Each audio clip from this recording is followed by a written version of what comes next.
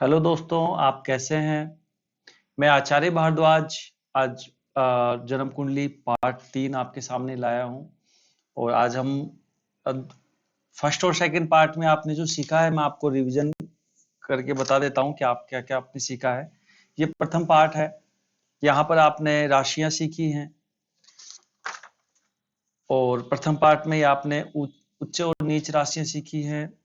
Part second के अंदर आपने ग्रहों की अवस्था सीखी है और जन्म कुंडली के जो भाव होते हैं उनका क्या मतलब होता है, उनसे क्या क्या हम देख सकते हैं वो आपने देखा है, सीखा है। ये भी पार्ट सेकंड का ही चार्ट है। तो उसमें आपने दृष्टियां सीखी हैं। अगर आपने पहले वीडियो नहीं देखा है तो आप ये वीडियो देखिए, part first and part second. ये पार्ट थर्ड है जो आपके सामने दिख रहा है। इसमें आज हम देखेंगे सभी जो ग्रह होते हैं उनकी मित्र और शत्रु राशियां होती हैं और कुछ राशि सम राशि होती है, जिसके बारे में हम देखते हैं कौन कौन सी राशियां होती हैं। तो आपके सामने स्क्रीन पे दिख रहा होगा, यहाँ पे मैंने ग्रह लिख दिए हैं, यहाँ पे मित्र राशियां हैं और बाकी जो ये शत्रु राशियां हैं। अब सूर्य जो हैं इनकी, चंद्रमा और मंगल जो होते हैं वो मित्र राशियां होती हैं। शुक्र और शनि ये दो राशियां शत्रु राशि होती है। इसका मतलब ये होता है कि मान लीजिए यहाँ पर एक नंबर लिखा हुआ है, मतलब एक नंबर का होता है मेष राशि, मेष लगन हो गया।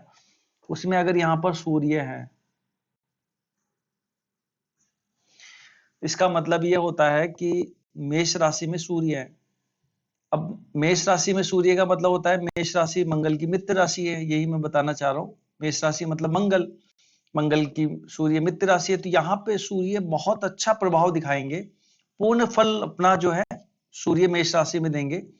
चंद्रमा और मंगल की जो राशि होती है, चंद्रमा की 4 नंबर की राशि होती है, मंगल की 1 नंबर की राशि होती है और 8 नंबर की राशि होती है। तो इसमें ये अच्छा प्रभाव दिखाएंगे। और बाकी जो नंबर है उस पे सूर्य ज्यादा अच्छा प्रभाव नहीं दिखाएंगे। सूर्य की खुद की 5 नंबर की राशि होती है, सूर्य 5 नंबर, उस पे भी इनका अच्छा प्रभाव रहेगा, या कह सकते हैं कि इनका जो कैलकुलेशन हम देखेंगे तो इनका जो एक कह सकते हैं कि लाभ वाला जो समय है वो इस पार्ट में ज्यादा होगा। ये कारक बन जाते हैं, हमारी ज्योतिष की भाषा में ये कारक बन जाते हैं इस राशि में। अब हम बात करते हैं चंद्रमा की। तो चंद्रमा सभी से मित्र हैं, मतलब चंद्रमा किसी को भी दुश्मन नहीं मानते, इनकी सभी मित्र राशियां होती हैं। अब हम बात करते हैं मंगल की। तो मंगल, सूर्य और चंद्रमा ये तो दो इसके मित्र होते हैं। जैसे आपने देखा होगा चंद्रमा, सूर्य चंद्रमंगल के मित्र थे, तो मंगल जो है सूर्य चंद्रमा के मित्र हैं। ये तो मित्र ग्रह हो गए। और शुक्र शनि इनके भी शत्रु राशि है। मंगल के शत्रु शुक्र है, मंगल के शत्रु शनि है। सूर्य के शत्रु शुक्र हैं, सूर्य के शत्रु शनि है। अब हम बात करते हैं आगे बुध। बुध के बुध जो है चंद्रमा को अपना शत्रु मानता है। बुध हमेशा चंद्रमा को शत्रु मानता है, बाकी सबको मित्र मानता है। बुध की एक क्वालिटी होती है, चंद्रमा किसी को शत्रु नहीं मानता, लेकिन बुध जो है ना चंद्रमा को शत्रु मानता है। याद रखिए, बहुत मैं शॉर्ट चार्ट में दिखा रहा हूं, समझा रहा हूं, इजीली आप समझ जाएंगे। बृहस्पति, बृहस्पति का क्या है, बुध शत्रु होता है। ये जो बुध बृहस्पति के शत्रु होते हैं, बृहस्पति शत्रु मानते हैं बुध को, बाकी सभी मित्र हैं बृहस्पति के लिए। शुक्र के शनि मित्र हैं, सूर्य और मंगल शत्रु राशियों में आ जाते हैं। शनि के शुक्र जो होते हैं वो मित्र में है, सूर्य चंद्र मंगल शत्रु राशियों में आ जाता है। तो ये एक चार्ट था, छोटा सा चार्ट मैंने बनाया जिसमें आप समझ पाएंगे क्या था। अब हम दोस्तों आगे चलते हैं और आगे आता है महापुरुष योग कैसे बनता है, जिसके बारे में मैं आपको बताऊंगा अच्छे से। और आप भी अपनी कुंडली खोल के देखिए कि आपकी कुंडली में भी इनमें से कोई योग है या नहीं है। अगर ऐसा योग है तो बहुत कारक कुंडली हो जाती है, बहुत अच्छी कुंडली होती है जिनकी कुंडली में योग होता है। कुंडली में कैसे योग होते हैं, किस किस की कुंडली में योग होते हैं, जिसके बारे में हम देखते हैं। तो दोस्तों रोचक जो महापुरुष योग है, जन्म कुंडली में 5 महापुरुष योग होते हैं, जिसमें रोचक जो महापुरुष योग होता है ये शुक्र की वजह से होता है। अगर जन्म कुंडली में शुक्र कारक है, ये शुक्र, पहले मैं इनका नाम लिख देता हूं। रोचक महापुरुष योग शुक्र के कारण होता है। भद्र महापुरुष योग बुध के कारण होता है। हंस महापुरुष योग गुरु के कारण होता है, गुरु बनाते हैं। मालव्य योग, सॉरी मैंने गलत लिख दिया, रोचक मंगल के कारण होता है, मंगल की पोजीशन के अकॉर्डिंग ये होगा। मालव्य शुक्र के कारण होगा, शुक्र मालव्य महापुरुष योग बनाते हैं, और शश योग शनि बनाते हैं। ये योग है इन ग्रहों की वजह से होता है जो आप देख पा रहे हैं।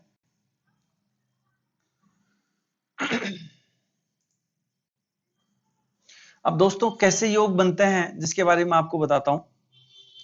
हमारी कुंडली में केंद्र स्थान जो माने गए हैं, पहले मैं नंबर लिख देता हूं, 1 2 3 4 5 6 7 8 9 10 11 12, ये 12 घर होते हैं, आपको भी पता है। अब इन 12 घरों के अंदर 5 जो ग्रह हैं, ये अगर यहां पर बैठ जाते हैं, यहां बैठ जाते हैं, यहां बैठ जाते हैं, यहां बैठ जाते हैं, मतलब लगन में, चतुर्थ में, सप्तम में और कर्म स्थान दशम में बैठ जाते हैं, तो ये राजयोग बनाते हैं।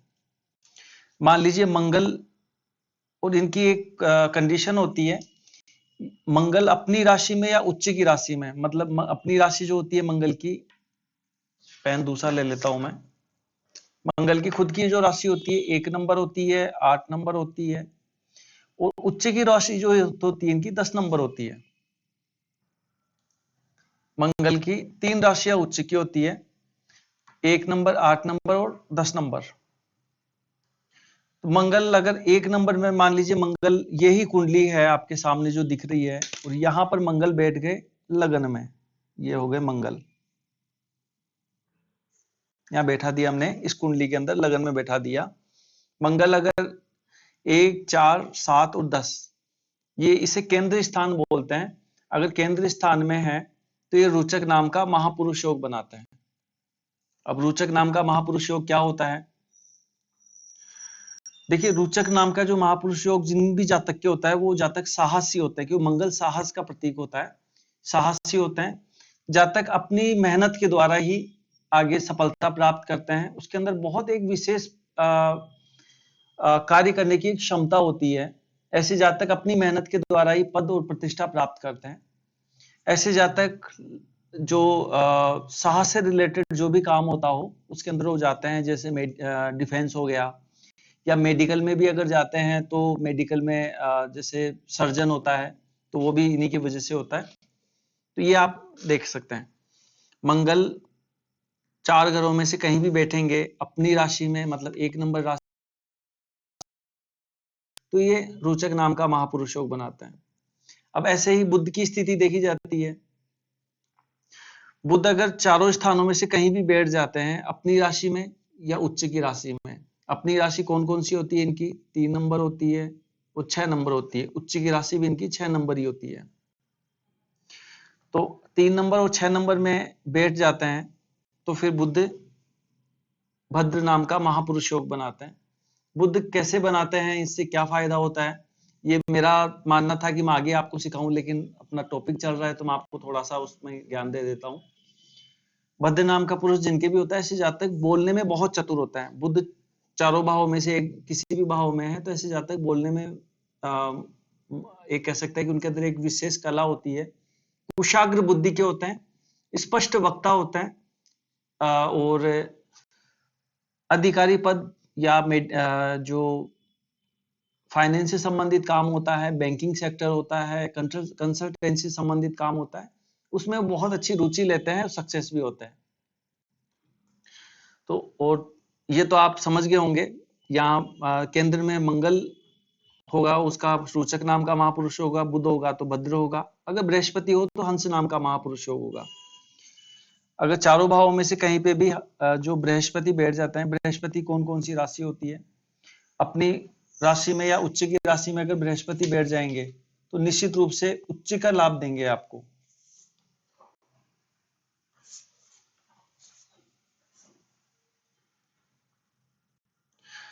अब मैं आपको बता रहा था कि ये जो बृहस्पति की राशि होती है 9 नंबर की राशि होती है धनु राशि, और 12 नंबर की राशि मीन राशि। इस दो राशियों में ये अपनी राशि होती है, स्वराशि होती है। और 4 नंबर की जो राशि होती है ये उच्च की राशि होती है। आप पुराने पार्ट में भी देख सकते हैं, मैं आपको वापस दिखाता हूं। मैंने आपको बताया था, ये लो कार्ड। बृहस्पति कर्क राशि में उच्च के हो जाते हैं, 4 नंबर की जो राशि होती है उसमें उच्च के हो जाता है। तो बृहस्पति 9 नंबर, 12 नंबर और 4 नंबर इस राशि में अगर केंद्र में हो, इन भावों को केंद्र बोलते हैं, तो इसमें उच्च के हो जाते हैं। और बृहस्पति हंस नाम का महापुरुष योग बनाते हैं। ऐसे जातक बुद्धिमान होते हैं, आध्यात्मिक में उनकी रुचि होती है, विद्वानों के साथ में उनका उठना बैठना होता है, अधिकारियों के साथ में उनके अच्छे तालमेल होते हैं, साथ में ही बड़ों का, माता पिता का आशीर्वाद प्राप्त करने वाले होते हैं, सम्माननीय प्रश्नों में सम्माननीय व्यक्ति होते हैं, सम्माननीय लोगों में बैठते हैं। थोड़ा सा वीडियो लंबा हो जाएगा इसलिए मैं थोड़ा जल्दी चल रहा हूँ। मालव्य नाम का महापुरुष योग शुक्र के कारण होता है। शुक्र की जो राशि होती है 2 नंबर और 7 नंबर होती है। और अगर हम उच्च की राशि की बात करते हैं तो 12 नंबर की राशि जो मीन राशि होती है उसमें शुक्र उच्च की राशि में हो जाता है। अगर यहाँ पर अब मान लीजिए शुक्र यहाँ पर बैठ गए हैं, ये होता है 7 नंबर, शुक्र अपनी ही राशि है, तो इसमें मालव्य नाम का महापुरुष योग बनाता है। अब जहां बैठ जाते हैं उस स्थान को भी मजबूत कर देते हैं, वहां से राजयोग स्टार्ट करते हैं, जो हम आगामी जो हमारे पार्ट होंगे उनमें हम आपको डिटेल में समझाएंगे। इसमें जो भी जातक जन्म लेते हैं इस राजयोग में, जैसे मालव्य नाम का राजयोग है, इसमें जो भी जातक जन्म लेते हैं ऐसे जातक स्त्री सुख को प्राप्त करते हैं। उनके बहुत सारे महिला मित्र होते हैं, विद्वान होते हैं, और विद्वान महिलाओं के साथ में उनके ज्यादा कनेक्शन होते हैं, वैभवशाली होते हैं, भूमि भवन वाहन के कारक होते हैं। ऐसे जातक को संतान भी बहुत अच्छी प्राप्त होती है, संतान सुख भी प्राप्त होता है। और जैसे मान लीजिए सप्तम भाव में शुक्र बैठ गए तो विवाह से लाभ दिलाते हैं। जैसे ऐसे जातक को पत्नी जो है वर्किंग मिलेगी, प्रोफेशनल मिलेगी, और उनके आने के बाद में राजयोग भी इनको भी मिलेगा, मतलब शादी होने के बाद में ऐसे जातक को सफलता मिलती है। एक राजयोग और बच गया है जिसका नाम है शश नाम का महापुरुष योग, जो शनि के कारण होता है। शनि की जो राशि होती है 10 नंबर और 11 नंबर ये होती है। मकर और कुंभ 2 राशियां होती हैं। 1 नंबर में नीच के हो जाते हैं, लेकिन 7 नंबर में उच्च के हो जाते हैं। मतलब 10 नंबर, 11 नंबर और 7 नंबर, इन 3 राशियों में शनि है, तो ये उच्च का राजयोग देंगे। मान लीजिए शनि यहां बैठ गए, ये हमने बैठा दिया, लगन में ही शनि को बैठा दिया, यहां नीच के हो जाते हैं। ठीक है, मैं आपको सिखाने के लिए बता रहा हूं। अब शनि बैठ गए मान लीजिए यहां पर, तो ये राजयोग बनाएंगे। शनि बैठ गए अगर यहाँ पर, मतलब सप्तम स्थान पे, यहाँ राजयोग बनाएंगे, क्योंकि 7 नंबर उच्च की राशि हो गई, 10 नंबर अपनी स्वयं की राशि हो जाती है। शनि शश योग बनाते हैं। शश योग में जन्म लेने वाले जातक उच्च अधिकारी होते हैं, राजनेता होते हैं, मतलब राजनीति में बहुत अच्छा नाम करते हैं, न्यायप्रिय होते हैं, न्यायिक क्षेत्र से भी कनेक्ट हो जाते हैं ऐसे जातक। शारीरिक रूप से बहुत मजबूत होते हैं, धनी होते हैं, सुखी होते हैं, दीर्घायु भी माना गया है, जिसके शशि योग बना हुआ है ऐसे जातक दीर्घायु प्राप्त करते हैं। तो दोस्तों आज हमारी जो वीडियो है थोड़ी सी लंबी हो गई है, और बाकी आप सीख गए होंगे पंच महापुरुष योग, आप सीख गए। आज का जो चैप्टर है हमारा पार्ट है, तीसरा है। चौथे पार्ट में आप कुछ नया सीखेंगे, जिसमें हम आपको जो मांगलिक दोष होते हैं उसके बारे में हम आपको बताएंगे कि मांगलिक दोष क्या होता है, कैसे बनता है। ये जो कुंडली, ये जो मैं आपको बता रहा हूँ, ये आप अपनी कुंडली पे देखेंगे ना तो आपको ज्यादा समझ में आएगा। आज आप अपनी कुंडली उठाइए और देखिए, जो मैं आपको बता रहा हूँ बहुत डिटेल से बताया, इतना डिटेल से कोई बताएगा भी नहीं आपको कि ये योग आपकी चार्ट में बने हुए हैं या नहीं है। अगर है तो आपको जो मैंने बताया वो सब चीजें आपके ऊपर भी लागू होगी, ये राजयोग का एक पार्ट बन जाता है। तो आप अगर कोई भी कुछ समझ में आपको नहीं आ रहा है तो आप मुझे मैसेज कर सकते हैं। मैंने आपको कहा था कि आप मुझे कमेंट करिएगा, मैं आपको रिप्लाई करूंगा। दूसरी चीज है, ज्यादा से ज्यादा आप शेयर करिए, लाइक शेयर आपके बहुत कम आ रहे हैं। मैं आप लोगों के लिए मेहनत कर रहा हूँ, आप लोग आगे आपको ले जा रहा हूँ। और अब आगे के पार्ट में, ये तो आपकी थ्योरी हो गई, अब हम प्रैक्टिकल पढ़ेंगे कल से। मतलब अगले पार्ट से हमारा प्रैक्टिकल होगा। आप 4 नंबर पार्ट देखेंगे तो उसमें प्रैक्टिकल पार्ट होगा, और साथ में ही जो राजयोग है मैन उनके बारे में आपको बताऊंगा। कुंडली कैसे बनती है, कैसे हम देखते हैं, वो आपको मैं समझाने वाला हूं। तो दोस्तों आप समझ गए होंगे जो मैं आपको बताना चाह रहा था, बहुत डिटेल में आपको मैंने समझाया है। और ज्यादा से ज्यादा लाइक शेयर करें। इसी के साथ में मैं आज का जो सेशन है यही समाप्त करता हूं। नमस्कार, धन्यवाद।